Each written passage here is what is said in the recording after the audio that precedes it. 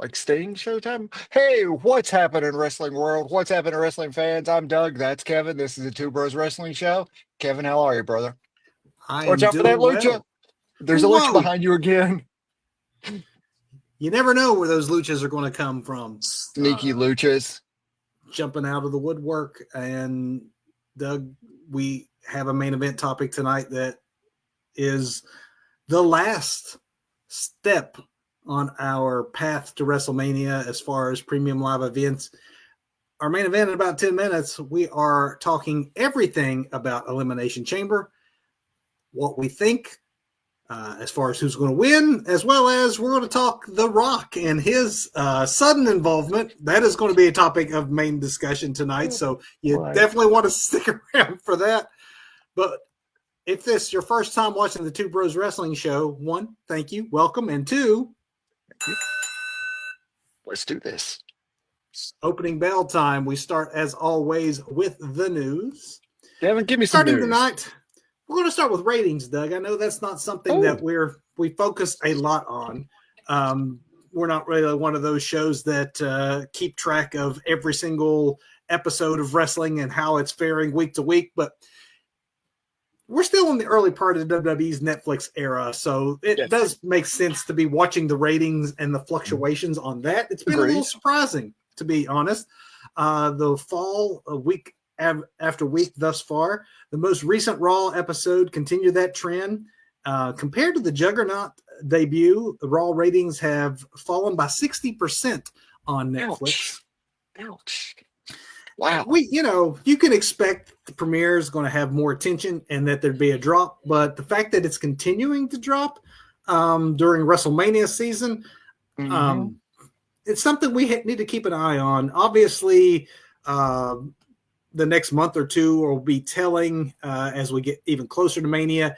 And to be perfectly fair, the numbers that they're doing globally are still above what they were doing on cable.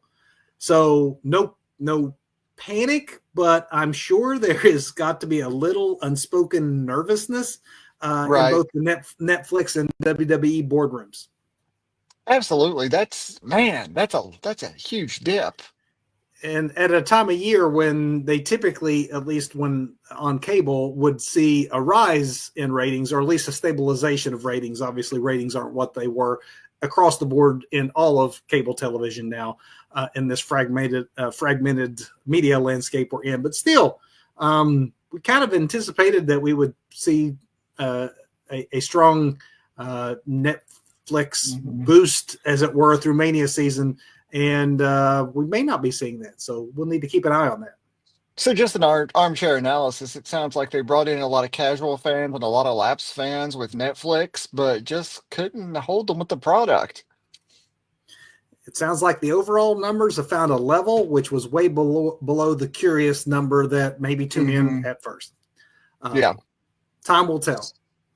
Moving on, DX continues to represent as management in WWE. In addition to the executive roles held respectively by Triple H and Shawn Michaels, you can now add Road Dogg to the list. Road Dogg was recently named the co-lead writer of SmackDown alongside of John Swakata. So congrats to Road Dogg. This is a position he once held before, but again, now another member of DX in upper management. Billy Gunn, you may want to call your agent. That's all I'm saying. X-Pac, get Triple H on the phone, man. You need a job. That's right.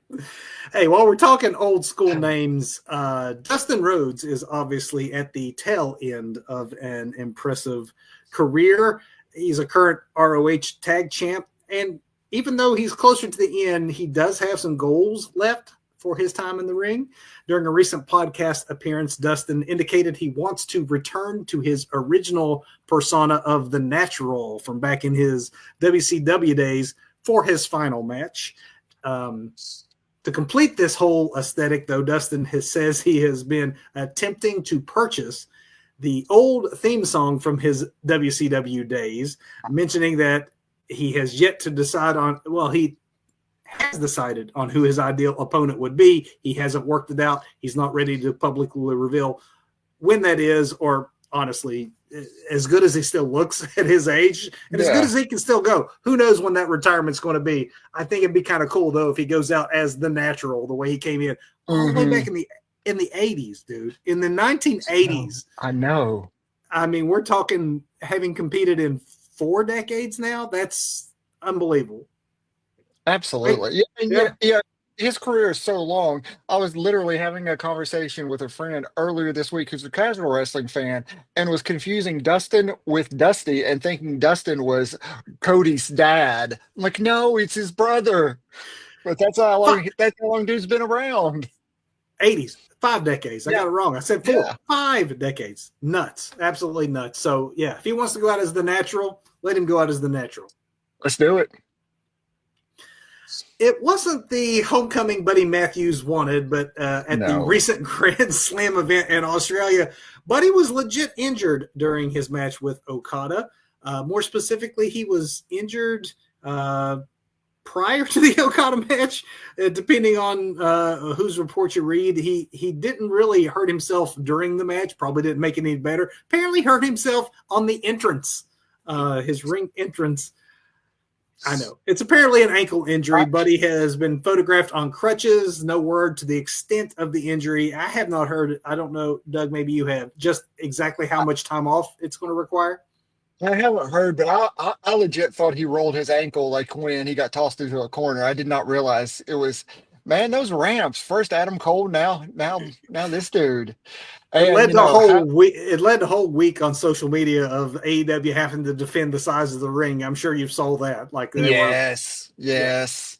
Ridiculousness on whether or not they forgot to order a ring to be ready in Australia, which they have debunked as, not the truth. But it was a smaller ring than what they typically use. But it is very compliant with what is often seen around the world. Yeah, so it's very, very standard ring. But us internet wrestling community folks, we are a curious bunch. We sometimes take something and run with it, don't we? We do. We're ridiculous. While we are overseas with Grand Slam, let's continue overseas and go north a little bit and talk New Japan. What do you say? Let's do it. As has become commonplace the last few years, New Japan tends to lose wrestlers early in the year. It's strange the way it's structured, but apparently most of their contracts tend to end right after Wrestle Kingdom, which is their biggest event of the year. This year is no different. Recently reported by Fightful Select, it claims a number of New Japan stars have been working without contracts. While the names of those wrestlers were not revealed, we do know that some of the talent who were at least near the end of their contracts and who very well may be ones working without now include the likes of Gabe Kidd, who appeared just last night on Collision, David Finlay, and then none other than one Zack Sabre Jr.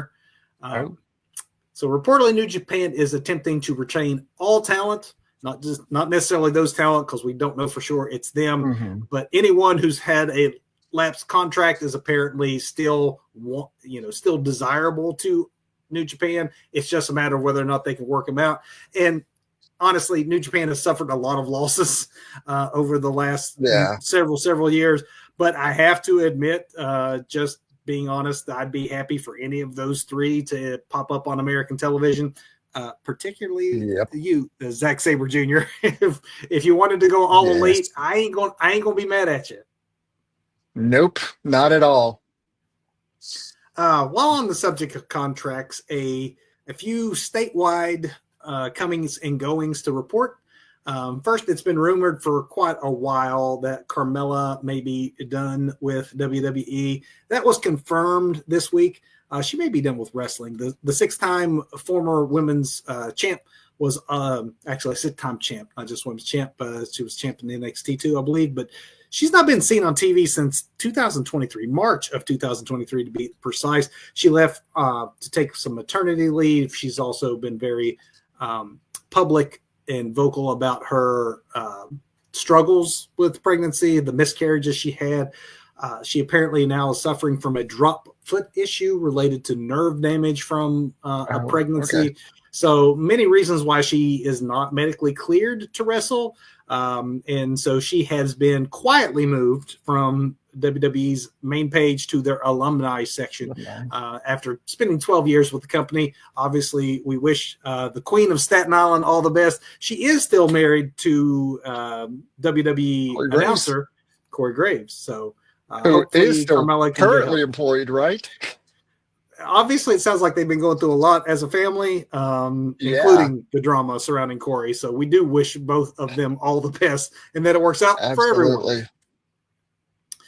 The other going, actually not a going, that was the going. The coming is what was revealed last night during Collision, and that is Speedball Mike Bailey has been called All Elite. And for those who have not seen the work of the former 3-time TNA X Division champion, you are in for a treat.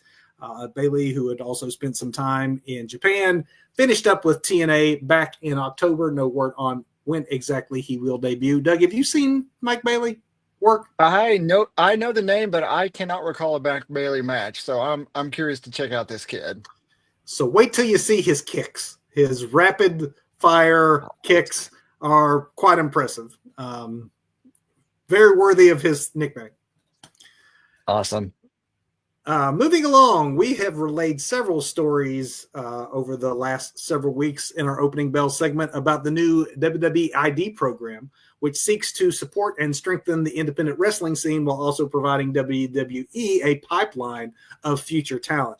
Well, this week, WWE took the program to yet another level by unveiling men and women's WWE ID championship titles. These two new championships will be awarded to winners of upcoming tournaments, and all of these tournament matches are taking place on the indies. Future title defenses will also be on the independents also. Who would have ever guessed, Doug, we would see the day when WWE sanctioned and branded titles that are only going to be defended on the independent wrestling scene? I don't know about you, Doug, but I would be more inclined to check out a local indie show if I knew a WWE championship was being defended on it. Oh, absolutely. Absolutely. I just think it's such a cool concept. It makes those indie shows, and they're probably going to be like bigger indie shows. I mean, it's not coming to the Armory or close to us, but still, it's going to make those indie shows a little bit bigger. Now and draw bigger crowds. It's good for everybody. It's best for business, Kevin. And those men and women are going to be walking out with championships that look very nice. If you haven't seen it, folks, Google it. You can see the championship belt. It's got the WWE logo right on it. And it's only going to be defended on the independent scene. It really is an amazing time to be a wrestling fan. Yes, it is. And then finally, I think that this next story will be a good way to segue into our main event. Since we are on the road to WrestleMania, as we mentioned up top, we now know where the 2026 edition of the big showcase of the Immortals will occur. It had been rumored for a while, obviously, but on SmackDown Friday, they made it official that WrestleMania will be taking place on April 11th and 12th, 2026 at the Superdome in New Orleans. That news was delivered by none other than The Rock, which leads us into our main event. All right. So before we get into matches and predicting winners and losers of the Elimination Chamber, let's start with that question of whether or not Cody Rhodes will go down to the crossroads and give his soul to Dwayne Johnson. Well, does the soul go to the soul man's son? Oh yeah, look at that. So I've been thinking about this a lot. I've already done some like heavy armchair booking here. And here's what I predict. Well, first of all, I didn't predict. Well, I'm curious what you predict because one, what the heck is he even talking about? I mean, let's analyze.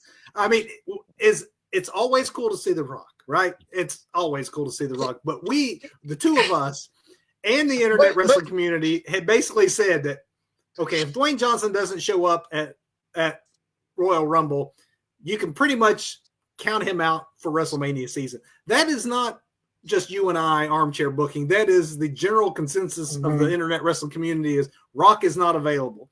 Apparently, his SmackDown appearance came together within 24 hours or so. The day they announced it is pretty much when it actually was made official, which probably means this whole Elimination Chamber, whatever this is going to be, also came together at the last minute. So, one, what did you think of his appearance? And two, what do you think he means? What can we expect since we're predicting Elimination Chamber? What is this? Well, first, let's just back up here. You said it's always good to see The Rock. Can we really say that in 2025? Because every time he shows up, he doesn't make sense. He rambles and goes on and on and on, and we're left going, what? And not in that good kind of way either, but in that what was that kind of way? But I do have a theory in my wrestling mark brain that makes this all make sense. Okay, Rock Please, is trying to make it make sense for me. I mean, your miles may vary on this, but okay, here's my theory right now. First of all, let's let this play out like it will Elimination Chamber. Cody, of course, is going to push Rock away and do the no, I'm their champion, and there'll be like a whole people's champion, like a little feud there, kind of a thing, but nothing that can actually get resolved or like turn into anything at WrestleMania. We will eventually get John Cena versus Cody at WrestleMania. That's where we're heading for, right? So that's where we thought we were headed for. Well, wait. There's more. Rock can't be as heavily involved in WrestleMania as he would like to be, and as the organization would like him to be. However, I think just like his SmackDown appearance, he can show up, maybe hit somebody with a rock bottom, a people's elbow, be in, be out, be on. The little press conference afterwards. Tweet. Twat, whatever, on the social medias, and then be gone while all the time drinking his tequila and driving his Hummer. But what will happen is we will start to see the corporate champion here, right? Cody, who is, we see, and this is some armchair booking for me, where we have Cody become the go from babyface to heel, because he can't be babyface against John Cena. It just can't happen, right? So you have to start advancing that story, and slowly, Cody begins to have doubt, because this is John Cena we're talking about, right? This is big time John, who's finally turns his luck around, right before WrestleMania, and is going for this record. So even though on the surface, Cody's like, oh no, I'm doing this legit. All along there's an alliance forming, which will then take us into SummerSlam and beyond, where we'll get maybe a Rock Cena at SummerSlam, because I think he may be open for that, and this will be and this will be the last time for that to happen. But we're getting like a corporate champion. I don't want to call it a corporate mystery or misery. No, ministry is the word, but I got a little Freudian going on there. So Doug's in misery over this. Yeah, man. He wants his soul. Come on. What? But anyway. I'm sorry. It is going to pivot to that. I mean, they can play off of I'm the people's champion, I'm their champion kind of thing. It morphs from there. It looks like they're going head to head, but slowly Cody becomes the heel in all this. And, big time John has a run. Maybe we get that run in at WrestleMania that stops John from getting that 17th time there, and he continues to chase it throughout the year, which I think would be good. He needs to chase for a while, because, it's the last year. Let's make it worth something. Let's keep the chase going for as long as we can. But it does set up something down the road for like Rock and Cena one more time at SummerSlam later on. That's where I think it's all going. Haphazardly just thrown together. That may be a plan. That may be nobody's plan. Hopefully Triple H sees this and hires me. So, well, I think that's not the plan, because I think that you have maybe put more thought into it than they have. I came up with this when I was in the shower earlier. I want to roll it back, because first, who knows what he's. I mean, I like the booking, right, but this whole be my champion. Hey, look, our mom's best friends. I want your soul. Like, I'll get into the quality of okay. No, let's just take it all as one big ball of wax. I think it's something you said at the beginning that I want to really hit on because, again, who knows what exactly is going to happen at Elimination Chamber. Right. But as far as the setup and the time amount, the time that maybe it came together, WWE had, you said it when you said that, are we happy to see The Rock? Because, yes, we should be, but yes, we should be. I think that WWE has a bit of a Rock problem, and that is the blessing and the curse of The Rock. We saw it last year where Rock's schedule and lack of availability provided a path towards WrestleMania season that didn't include him. And then when suddenly he inserted himself in as a director on the board, is The Rock good for business? Absolutely. Inserting him last minute without a well thought out plan, the WWE fans rejected it resoundingly. And you'd think because they had to pivot so hard to go like, I mean, Cody's out there going, the infamous line of Roman Reigns, I want you or whatever, but not at WrestleMania as I step aside. And like all that was not like, that was thrust upon him at the last minute. And then they had to twist themselves into pretzels to get out of that when the fans didn't go for it. And yet here they've gone again the very next year, seemingly inserting Rock after Royal Rumble instead of at Royal Rumble where it could have made some sense. I mean, do the fans want to see Cody versus Rock? Absolutely. Last year, the Final Boss character and Cody's interactions almost made folks realize that maybe this should be the match that's happening instead of, I mean, it was that hot. There is still the Rock Roman match that they wanted to go for. We've been trying, 6-8 years to get that? We deserve it and we should get it. But without having a set schedule for Rock and his availability, it ends up being this whole like, hey, he could be on SmackDown tomorrow. So even though the path seems clear to Mania, let's go on social media. Triple H did. Others did. Hey, Rock's here to shake things up. What are we supposed to think? He's not there to make just the announcement about WrestleMania 2026. He's there to shake things up, which gives us now the thought of, wait a minute, Rock's going to be involved in Mania. After all of us saying forever and thinking forever, he's not. Is it a good thing? It could end up being a good thing because there are many matches for Rock at WrestleMania that we've wanted. It's still not very clear at all that he will be wrestling. And his last-minute insertion into the storyline without a lot of forethought could only muddy the waters, especially when, and this is made me my long way around to get to something that you had said beforehand, is as electric as The Rock was and as perfect as he was last year. He was perfect last year in his role. Once things settled and they decided on the direction, and I mean, again, yes, they messed it up at the beginning, but once they were set, he played the role of heel perfectly. Thus far in 2025, The Rock is a jumbled mess. Hey, our moms are friends. I love you. We're drinking. We're having fun. But I'm going to take your soul. Hey, sing along with me, fans. It's great to see you. You all are wonderful. I love this city. Hey, shut up. I'm trying to he is too back. He hasn't been very focused the last couple times he's been on the mic, which is not anything you would ever expect from one of the best to ever do it on the microphone. We need to decide what Rock is. Is he a fun-loving executive, Dwayne Johnson, or is he the final boss heel character, The Rock? He can't be both. And he has been both the last 2 times he's appeared on TV. We got the first time that Ari Emanuel has ever been mentioned on WWE television. Like, he's playing that whole, like, all my friends are the big shots. You could do that and be the final boss. But he also was playing up to, the crowd and Netflix and Mama and, and Tequila and got a, Moana plug in there. Like, he was also being Dwayne Johnson at the same time. You can't do both. He's too mixed a character right now. Very much jumble.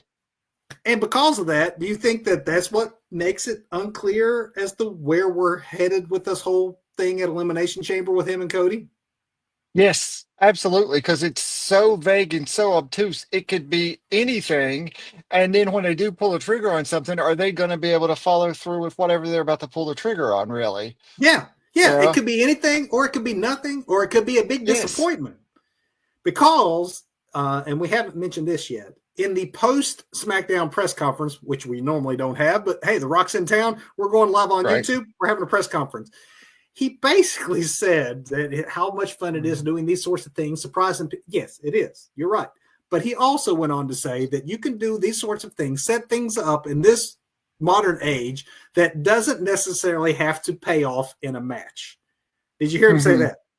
I did not hear him say that, but yeah, I really don't think that it will be in a match. But I think if it's anything, it's got to be some larger, overarching storyline that goes down the road somewhere, So if and kind of those fans think that, hey, The Rock's here, he's going to be involved in WrestleMania, I need to see the last step on the road to WrestleMania Elimination Chamber to see what The Rock is going to be doing with Cody, you may have set people up for an expectation that's going to fall short of what people want. And therefore, would you have been better to wait until the Raw after WrestleMania and then insert The Mhm. Rock back in? Because you have potentially undercut whatever roles Cody Rhodes and John Cena and or a CM Punk. And I mean, you could have undercut a lot of other folks' storylines on the way to WrestleMania by inserting The Rock in if he really isn't going to be doing anything of note. And if it, as he But says, doesn't always have to lead to a match, he's pretty much mhm, telling us this isn't it's a not match at happening. WrestleMania. Yeah, I'm not in ring shape. I'm not going to do a match. I can't get ready for a match, but I can do a little something somewhere along the line. And I think it really comes back, like you said before, to availability of The Rock, of Dwayne The Rock Johnson, Rock the Dwayne Johnson, whatever you want to call him. It comes back to his availability because maybe he's not available the Monday after WrestleMania for whatever reason. Maybe he's got Moana 3 to start voicing or singing on. I don't know. So maybe we should just save our rock bullets for when we know we are going to get a consistent Rock thing. bullets. And then maybe if he had that longer range planning, you wouldn't have a mixed character. He would go out more focused, less rambling, and hit his points instead of what it seems to be is make it up as you go along, because there seemed to be a lot Hmm. of make it up as you go along. Yeah, a lot of that. And I think when he was doing it 5, 6 nights a week, you could give him a mic and send him out there to do that. When he does it Yeah. 5, 6 times a year, not so much anymore, especially the further you get away from doing those like weekly reps. Yeah, the weekly reps last year, he got back into it pretty fast. You know, he once the road was paved and you knew where we were going with it, Rock took that character and Hmm. was exciting TV every week. This character, it's the day before. Hey, I can make it. Sure, that sounds great. Let me tweet about it. You show up. Hey, let's do something for Elimination Chamber since you can make that. Go out there Right. and say something. It doesn't lend itself to playing to Rock strong suits right now. No, it does not. With that said, since Doug and I do not know if Cody will actually forfeit his Nothing. soul, actually, Cody's not going to forfeit his soul. So whatever it is, Cody's going to say no, and then we'll see where that goes. Yeah, That exactly. will, It starts as a hard no. Where it goes from there, yeah, who it's so knows? hard no. We have 4 matches here to preview. So Matches. All right. we will talk the 2 non-chamber matches, and then when we get to the chamber Okay. matches, Doug, what I would like to do is, since there's only 4 matches in general, let's look at every member of those chamber matches, not just say who we think is going to win. We'll say that to the end, Sure. but let's go through everybody's story and would it even make sense for them to be challenging, because there's obviously multiple ways that a couple of these matches can go. Not all participants have an equal opportunity is what I'm saying, and we're going to discuss that Hmm. when we get to it. But let's start with Tiffany Stratton and Trish Stratus versus Nia Jax and Candice LeRae. I think this will be somewhere in the middle. I think that we'll probably do like Rumble. They'll separate the gimmick matches that Hmm. starting with one and ending with one. Yeah. The 2 other matches are in the middle. But let's go with the lesser of the 2. No offense to these ladies. This is just a homecoming, right? This is just a Oh We're happy yeah. to see you, Trish. This event takes place in Toronto. You got the Trish Stratus and, quite honestly, a very young Trish Stratus Hmm. devotee, very much a Yep. next generation Trish Stratus, and Tiffany Stratton against Nia and Candice LeRae. Um, can we not only disagree on who's winning, can we also agree who's taking the pin here? Poor Candace. I know, right? Somebody's got to do it, though. I mean, it all pays the same. So, I appreciate Mrs. Wrestling's devotion. I would hmm love to be wrong and Nia Jax take the pin. I don't see the heels going over at all. Trish is winning in no. her hometown. Do you think, though, Hmm. looking ahead to what WrestleMania, again, Candice is the fall girl in this, non-consequential probably when it comes to Mania. No offense to Candice. Do you think, though, that Hmm. this is the stepping stone to Nia Jax, trying to insert herself into Tiffany Stratton's WrestleMania story? Oh, sure, absolutely. I can see some wiggle working there, and something trying to happen there. Do you see any chance that we're wrong on this and the heels win because Charlotte? No, I see no chance. I see Charlotte's music playing, her maybe sitting ringside, something happening. Charlotte shows up, maybe not a full-on run-in. Something will happen, but it does not change this match. It makes Tiffy time that much stronger going into WrestleMania, which I think she really needs because she's still young, fresh. She's an She's awesome young. champion. She's an awesome performer, but she needs some more credibility going in, and I think that's what this is designed to do for her. And plus, she gets the rub from Trish. How about Trish? Does Trish just do this for her hometown? We know that she obviously was at Rumble. Do you think that this is it for her for a bit, or do you think that she actually continues on through Mania season and actually has something planned for Las Vegas? I would love to see Trish mentoring, Yeah, and staying involved that way. Yeah, I think that would be great. In Yeah, the mentors, role the on passing of the through. torch. Yes, I absolutely. like That that. would be good. But that's just what I'd like to see. What will happen? Who knows? Maybe she's going to tag team with The Rock to suck Cody's soul out. I don't know. I don't know what's going on. Well, this next one, I think I know what's going on, and see if you agree with me on this one too. Maybe we'll see it different ways. There was part of me that wanted this match to be saved for WrestleMania, but apparently there are other Hmm. plans, at least for one of these gentlemen. We'll get into that in a moment, but it's Kevin Owens versus Sami Zayn in an unsanctioned match. Anything goes. Owens obviously attacked Sami after Sami lost his Chamber qualifier. Um, KO's kind of been crazy of late, and Hmm. ever since he failed to Cody, he's lost his mind. He's blamed it on his friend. These two have literally been fighting each other and or teaming with each other for their whole lives. It has never let me down. I have no reason to Uh-huh. think that they're going to start now. This will probably be the best overall match of the night. They're obviously more spectacle in a chamber match with the Yeah. higher stakes, but these two will still the low key still the show by beating the crap out of each other.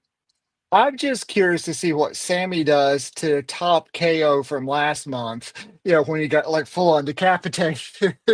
Because we both know that KO is going to kill Sammy in Toronto. There will He be like will. nothing left of Sammy. It's going to be like one of those battle scenes from like Invincible where there's just, splatter everywhere when it's finished. I love You that. know what Yeah. I'm talking about. Oh yeah, I love that. That's what this is going to end up being. So we both agree KO is KO winning, or is KO just destroying Sami Zayn and maybe? Well, I guess if it's unsanctioned, it's not like he can get himself disqualified or a Right. Yeah. reversal. So he has to win, right? There's Yeah. no Yes. KO wins by whatever in this unless they do unsanctioned an match. AEW thing where Sammy like rolls him up and then he loses his mind and then just like tries to kill him or something, and Randy Orton comes and makes the save, because apparently that's where we're headed, is that eventually the WrestleMania match rumored for Kevin Owens is that of Randy Orton, and That's nice. I like that. how do we get Orton into the mix other than maybe Sammy does win and KO continues to lose his mind and just about kills him until Randy saves him or something along those lines. Yep. I don't think that'll happen. I think they'll find another way to work the KO Randy. They still got some time, but KO does have to win here, even if it is at Sammy's expense. I don't know, since he's not in the chamber and the KO blow off is happening now. I don't know what Sammy is going to do at Mania, which kind of makes me sad. Me too. Me too. Because I don't want to see Sammy set out Mania, but yeah. But KO's going to kill him. It's just going to happen. Unless Sammy's role at Mania is to stand in Randy Orton's corner in a neck brace and on crutches or something. Come on, Randy. Or maybe he talks KO down at Mania. Finally, KO sees the error of his ways just in time to catch a sick RKO for the 1, 2, 3 and then loses. I want something more for Sammy at Mania. I don't know he'll have it. I do think that KO's path to Mania has to go over Sammy's broken body. We're in agreement for sure. Yeah. Yeah. Sorry, Sammy. So let's move on then to our chamber matches. And as I mentioned at the top of our main event, I want to look at each person one at a time, what their story would be as a Mania main eventer. And then at the end, we're going to pick our winners of each of these. So the women's elimination chamber match is Liv Morgan versus Alexa Bliss versus Bianca Belair versus Bayley versus Naomi versus Roxanne Perez. Let's start with that last one, Roxanne Perez. This is for the right to take on Rhea Ripley, mind you. So that's what we need to think of. Roxanne Perez versus Rhea Ripley. I think for Roxanne, obviously, it is a privilege just to be in a main event this early into her run. That is the gold star she gets, and she will show out. She will main event a Mania at some point. I have no doubt of that. Not but this one. This is a participation prize, right? It really is. It's thanks for showing up. Here's your chance to continue to show how you can shine, prove what you got, so we can do more with you next year. But climb the ladder. That's what this is for her, and I'm sure she will turn out. She will turn in an amazing performance, but it's not her night.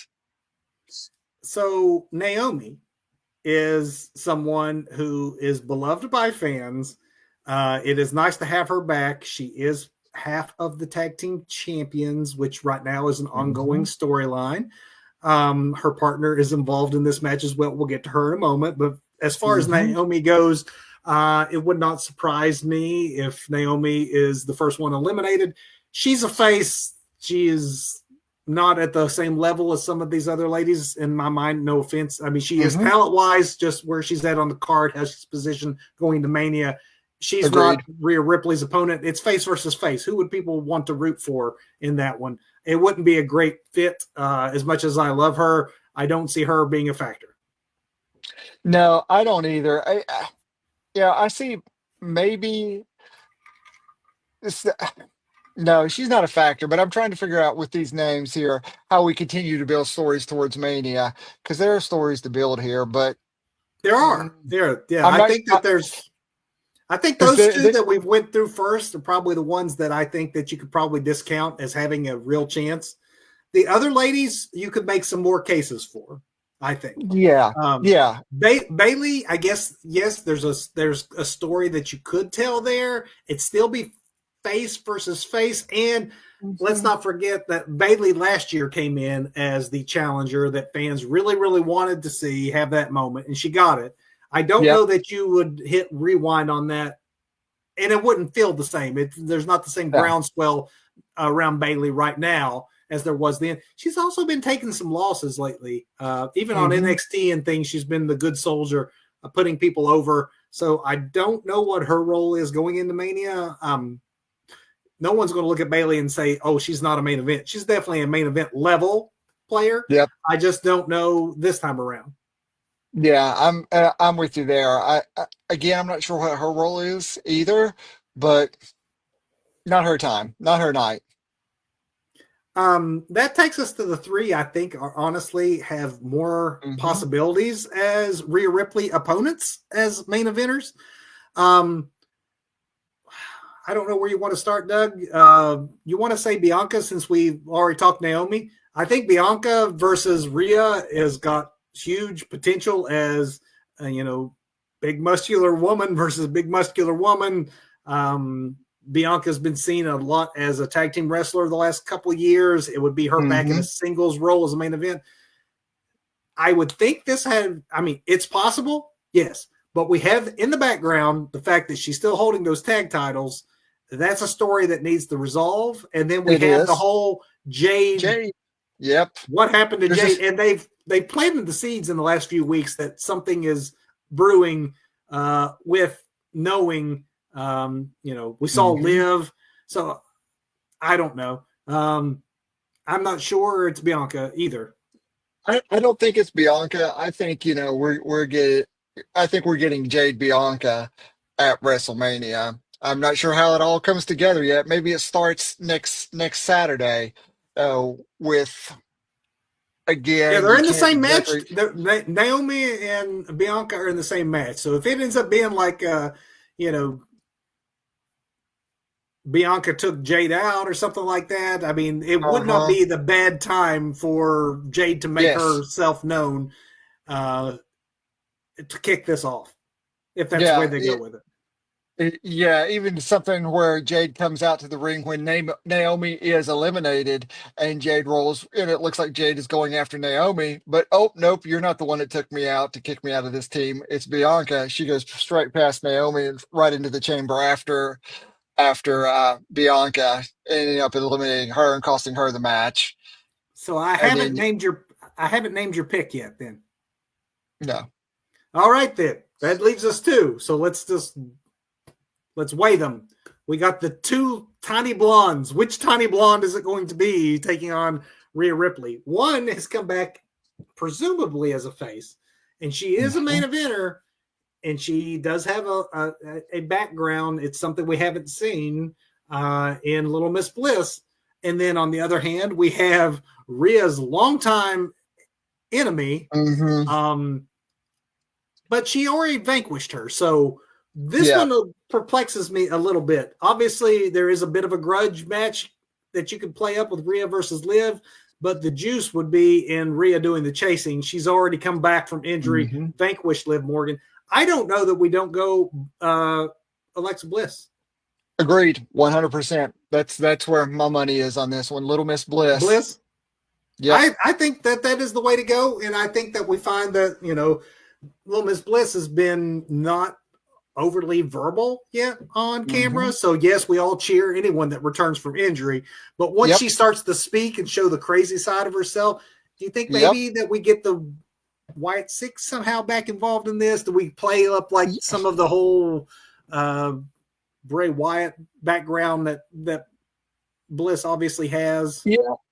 I really wonder if we fold the Wyatt Six back into things, or if WWE has recognized that they dropped the ball, but they have a chance to resurrect it once again, but just through an individual, and let Alexa run with the Wyatt Six concept and characters and concept, just sucking them all back into her persona and having that world, that wacky wrestling world that we all love, that Wyatt created, that Bray created, but just have it, presented by her instead of by this ensemble, and maybe have Bo Dallas, advising from the shadows.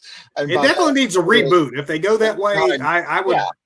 They had something good going, and then they just dropped it. I think that Alexa is strong enough of a character that, especially with a Mania spotlight, that you could start to work it in. They wouldn't have to have matches. They could do all the cool, creepy stuff, and she have the matches, because maybe that was part of what was going on, is that they did not know what to do with all of that ensemble as far as ring work and who do they put them in against. Starting off with Miz maybe wasn't the best of ideas.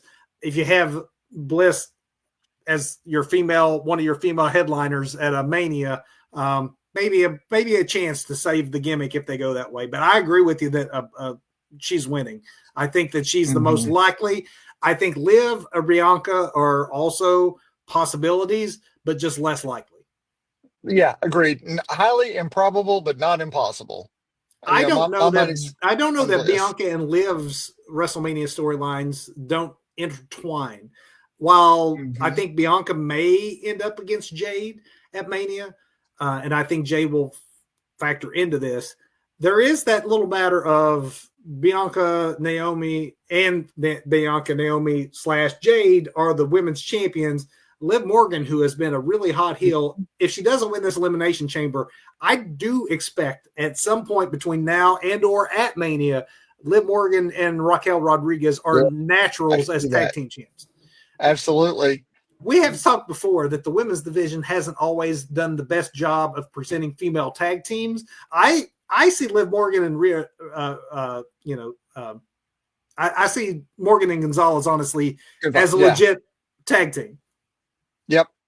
And I felt the same way about Belair and Cargill, even though they both have single Hmm. star potential. So if that ends up being the match, or some factor of Naomi and Bianca versus Liv and Raquel, with Jade maybe making her presence known at Mania, I'm still fine with all that. I just think that those stories are crossing paths over the Hmm. next month and a half, which does kind of leave it to Little Miss Bliss. Yep. Would you be happy with a Rhea Alexa match?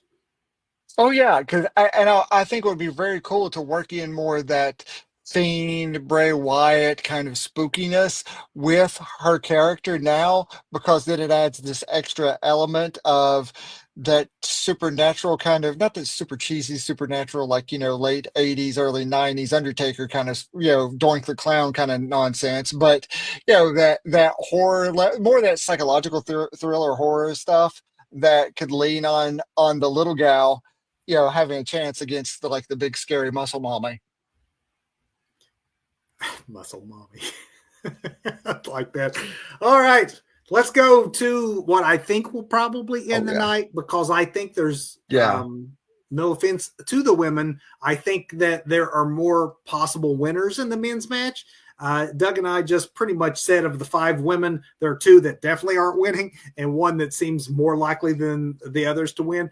This one is yes, we all think we know, but you look at the possibilities here of Yeah. headlining Mania matches, most of these would work. Um, Most of them. There's most one of that them. would. Let's one that wouldn't. Let's maybe go there first. Men's Elimination Chamber match for the right to take on, again, this is Cody, because Gunther has already had his dance card Yep. punched. But we have John Cena, CM Punk, Drew McIntyre, Logan Paul, Damian Priest, Seth Rollins. I like me some Logan Paul. I don't think we're going to see Logan Paul, Cody Rhodes No. this year.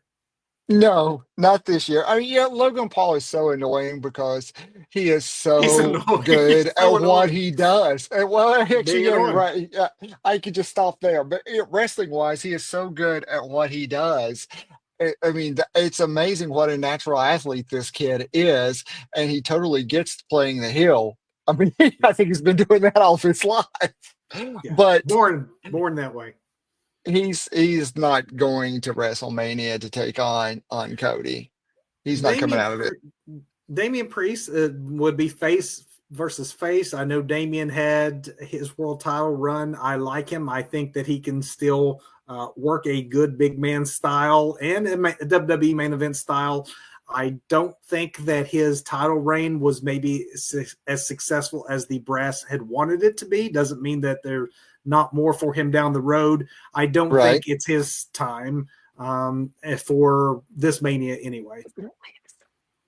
How about Drew? Drew is obviously someone who's always perpetually on the main event scene, but I'm a little confused by what's coming up for Drew, because Drew is kind of like that Hangman Adam Page character. He's like the angry man just running around doing what he thinks is right at this point.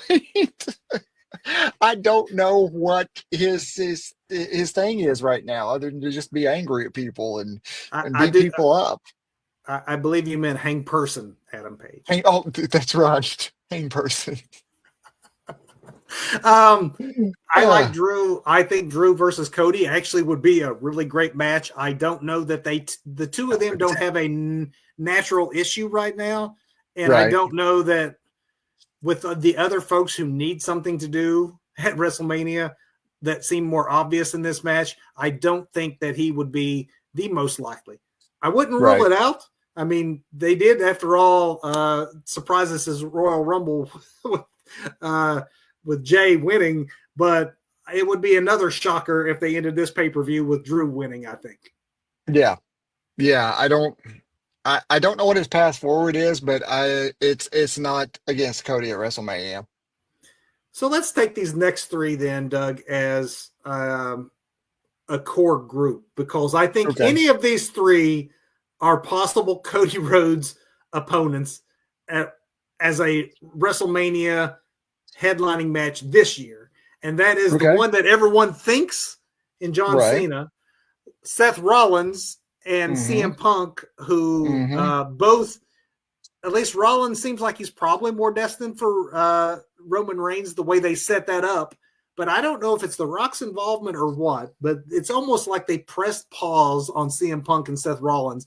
It has seemed less like full steam ahead towards what at one time was considered a triple threat match. Now I'm hearing like, Mm-hmm. oh, CM Punk isn't going to be involved in that after all. I don't know if they're waiting to see what The Rock can or can't do, or if they're trying to Right. swerve us with the John Cena thing into once again making us think that, okay, he failed at Royal Rumble, so he has to Mm-hmm. win here, and trying to cause intrigue.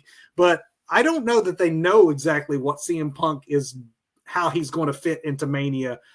He could be a legit Elimination Chamber shocker, and John Cena have something else to do, uh, coming up just short and still having to chase Cody further on down the road. But I still think the most likely of those three is John Cena. Mm-hmm.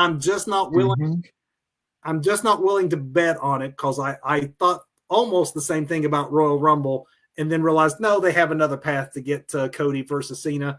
Maybe they have another path to get to Cody versus Cena where they don't feel like they need to give it to us at Mania, that they could do it at the end of the year or at SummerSlam, and we'd still care just as much, and it'd be worth more to shock us and give CM Punk, who is clearly the most over of the three, his WrestleMania main event that he came back for last year. Well, he should have gotten it in his contract. At this point, if he did not get a guaranteed WrestleMania main event in his contract, Dude, do we know what? that he didn't have a handshake agreement with Triple H? We don't. Yeah, exactly. Because that's all the dude ever wanted was an actual main event to go on last. Not, like you first, or even the last show of the first night, but to go on last show, Yeah. last match. That's what the man wants. And with his injury history, who knows? He's healthy this year going into Mania. Next year, he may Yeah. not be. He's getting closer to 50. Who knows how many of these he possibly could do? Maybe it is this year. Do you think it is CM Punk? I think Seth is probably going with a Roman Reigns match at Mania, but I Hmm. just don't know between Cena and Punk if I'm completely comfortable. I'm going for John Cena. I'm going to say that John Cena will win because I thought he was going to win the Rumble. I think he wins here, but I'm not. I wouldn't bet my house on it.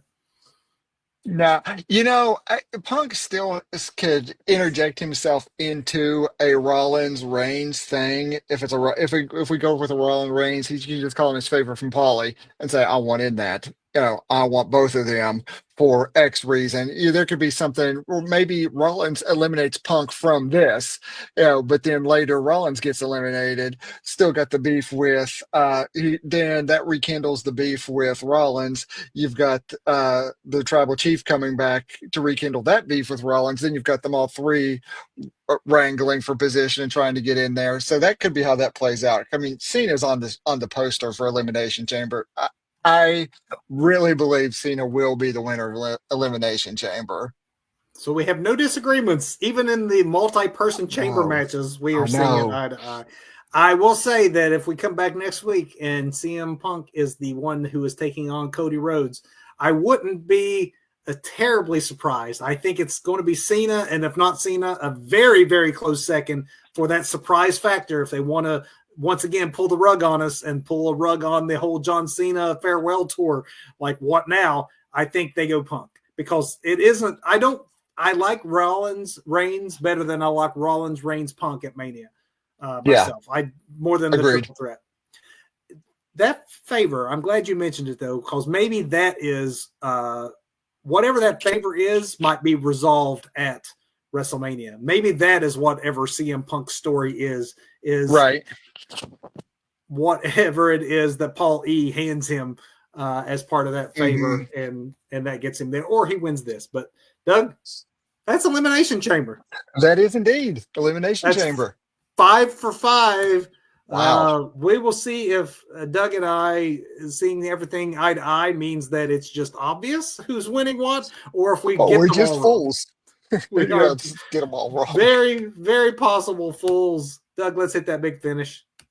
Let's do it. Very possible fools. That's our tag team title, or our tag team name. Very possible fools. Botch of the week. That'd be a good segue into botch. Yes. What is the botch of the week? Man, I really wanted to call out that nonsense with The Rock again this week. However, there's some in-ring action that just really, really bugs me.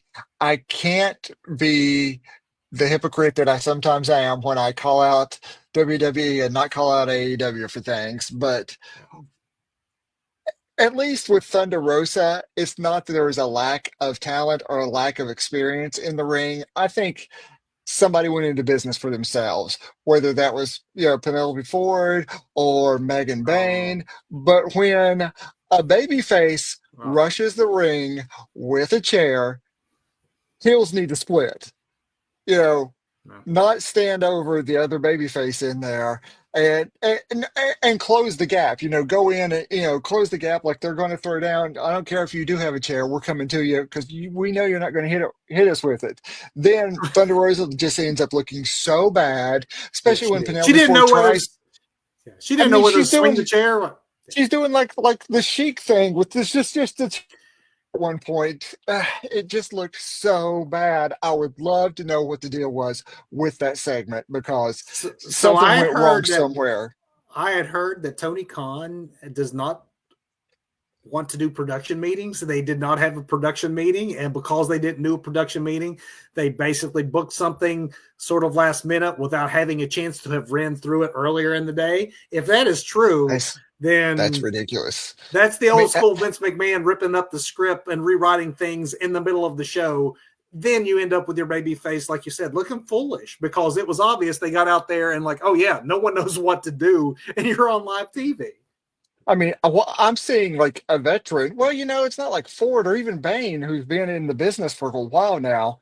None of these people in that ring are rookies, but you got this veteran Thunder Rosa trying to make the best of a bad situation, and they're not giving her anything. Obviously, those girls didn't understand the first rule of improv. Yes, and you're going to hit me with it. That screwy ending actually came at the end of a pretty good match, really good match, and it kind of like dampened it. Yeah. And just you go back and watch it. You can watch Statlander just laying on her back, just watching it all unfold. Yeah, like I'm glad I'm down here and not up there dealing with any of this. I'm so glad I'm not in that mess. My botch is a minor botch. Certainly not anything that looked that bad. I say minor botch because this could have been much worse in the name in the world of why do we have to change his name? But Ricky Saints. Ricky Starks is pretty well perfect. Ricky Saints is not the worst of names. It definitely could be worse. I'm sure in a year's time we'll forget, like, oh yeah, what was he? Yeah, it was Starks. That's right. Because like now, like I have to think sometimes, like, no, Gunther was once Walter, and it used to make me really mad. Now I'm just used to it. Ricky Saints will be really easy to get used to. I'm just calling it minor botch because I really wanted him to be Ricky Starks. Me too. But he's having quite the week though. Great kickoff to his. I will say it was also maybe a bit of a botch the way that they kept hyping up a contract signing with this man's face. No one was even mentioning his name. Like, can we even? Yeah, And here he is, the hottest free agent. Can we call him something? Do we have to actually wait until we till he zoomed in? signs. Yeah, That's a little bit of that wrestling absurdity that you that either love or you just roll yeah, with or go, yeah, all right. absolutely. Doug, performance of the week. So, man, I mentioned Hangman earlier, or I'm sorry, Hang Person. You're Hank right, Person. Hang Person to be put on that pedestal with Bird Person now in that Mount Rushmore Hall of people, I guess. But Hang Person, Adam Page, yeah, I never really got the character. It's just like this angry drunk, yeah, which is a relatable character to some of us. You're not that angry.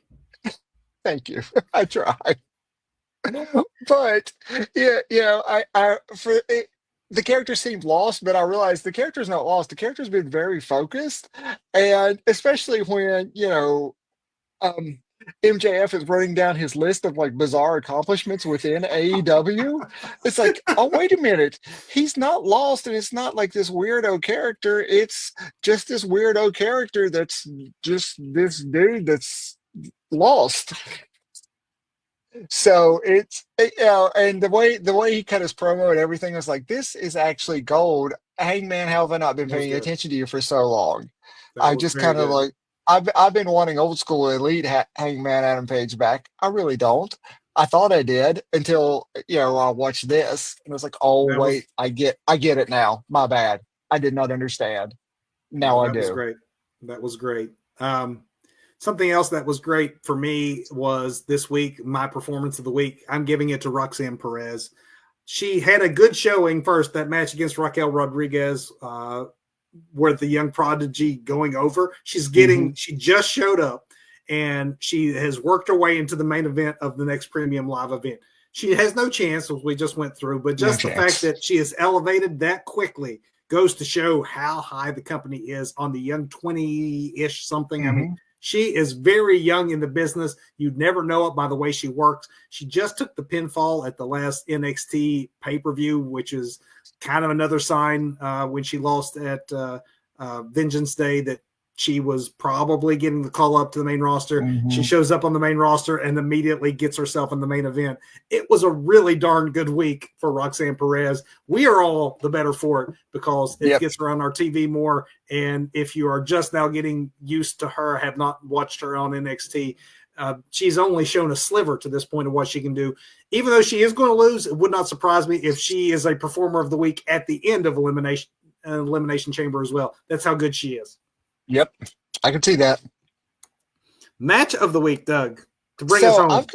I've got to say I've had to speed run a lot of wrestling this week more than I normally do because I've had some life things going on. But I can't really say for my speed running I saw anything. Well, I did see some things incredibly offensive, like The Rock and his nonsense promos and that whole botched like chair run in. But as far as just blowing my mind this week, unless I missed it, I'm hoping maybe you can point me in the direction of something I can catch if I have missed something. But I can't really point out something and say, "Wow, this was great. Everybody needs to go see it this week." It was an inoffensive week of wrestling, but nothing that really blew my mind unless I overlooked something. I kind of agree with you. I know there are times where I'm like happy that you've picked a certain match because it's one I wanted to call out, and I could go for something else because I have so many candidates. Not so much Right? this week, but I Okay. will say that if I had a favorite match of the week, it probably would be Seth Rollins versus Finn Balor on Raw. I Yeah, like that was that. good. That was a good match to fill the final spot in the Elimination Chamber, and I thought both men put in a good effort, and Finn looked strong in defeat, even though kind of expected that it wasn't going to be Hmm. Finn Balor. It had to be Seth Rollins in that chamber match to make it more intriguing. Yeah. Still, the story they told getting there I thought was good. So if I had to say go watch one match this week, the folks watching at home, make that one the one that you see. Okay, cool. I saw that one. All right. So you're good. You're caught I'm up. good. I'm good. I don't need to go back and watch anything. Cool. And now everyone else is caught up too, and you do need to come back and watch something. In particular, that's us next Sunday night at 8 o'clock for the live airing of our show. You see our schedule scrolling across the bottom of the screen there. Yes. As we get into Mania season, there are some Sundays, which is our typical live night. There are some Sundays where we have some pay-per-views, some other conflicts, some things that we want to move around to make sure we're closer to Mania related events with Mania related topics. So definitely keep an eye out on our channels for our schedule as we mix things up in Mania season. And but next Sunday is a regular Sunday show, and then the following one will be the special night. But you can see that and more by visiting our channels. And we hope you visit us again next week to talk a little more wrestling, where we go over our winners and losers and what we thought of Elimination Chamber. We'll see how right we are, Doug. That's right. Thanks for watching. Come back next week and see how right or maybe how wrong we were. I'm pretty sure we're probably pretty right about this, but come back next week and tell us about it. Again, thanks for watching. Now, everybody, go watch some wrestling. Good night. Thanks.